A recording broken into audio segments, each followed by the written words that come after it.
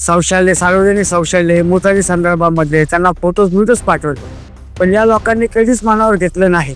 लोकांना दाखवा की हे कसे मोठे भ्रष्टाचारी आहात. मला शेखर सिंग आणि इतर अधिकारी वर्ग सहसह ह्यांनी यांना मॅनेज करून हा क्रमांक मिळवलेला आहे. स्वच्छतागृह साफ करण्याच्या मागणीसाठी पिंपरी चिंचवड शहरातील सामाजिक कार्यकर्ते जमीर तांबोडी यांचा सलग 16 दिवस आमरण उपोषण.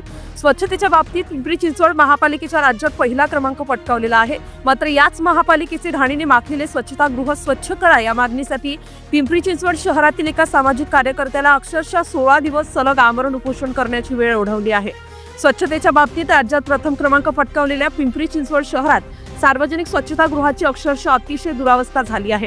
स्वच्छतागृह फक्त अस्वच्छच नसून त्यात मनुष्यविष्ट आणि घाणीचं साम्राज्य सुद्धा साचलेलं आहे. तसेच स्वच्छतागृहासारखी मूलभूत सुविधा आम्हाला स्वच्छ करून द्या या मागणीसाठी पिंपरी चिंचवड शहरातील सामाजिक कार्यकर्ते जमीर तांबोडी मागील 16 दिवसांपासून सलग आमरण उपोषण करत आहेत. मी जमीर आझम तांबोडी, सामाजिक कार्यकर्ता. तर माझा हा लढा 1.5 वर्षापासून चालू आहे. 1.5 वर्षापासून या पिंपरी चिंचवड महानगरपालिका आणि संपूर्ण प्रभागामध्ये मी हा विषय मांडला.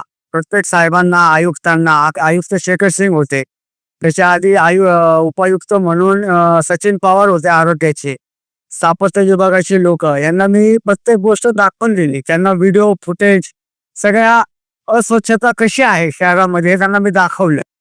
शौचालय, सार्वजनिक शौचालय, मोटारी संदर्भामध्ये त्यांना फोटोज व्हिडिओज पाठवले. पण या लोकांनी कधीच मनावर घेतलं नाही. आणि जो ठेकेदार वर्ग आहे हा कसा पोसला जातो हे यांना त्यांना मी निदर्शनास आणून दिल्या.